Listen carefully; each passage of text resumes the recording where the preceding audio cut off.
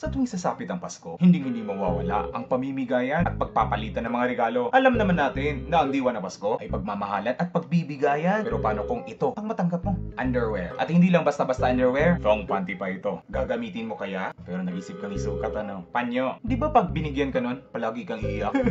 Sabi ko na nga ba eh.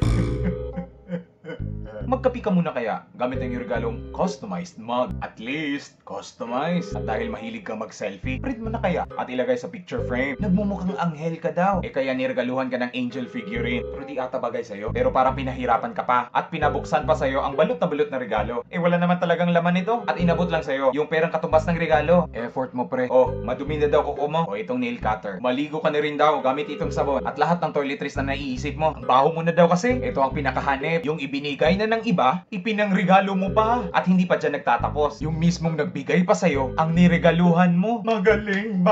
Push mo yan. Hindi naman pabunggahan ang pagbibigay ng regalo. O ito ba'y paulit-ulit ang iniregalo sa'yo? Ang mas importante, binigyan ka. Buti ka pa nga eh. Eh ako nga. Nagpaparinig? Wala. Dami kasing juicy.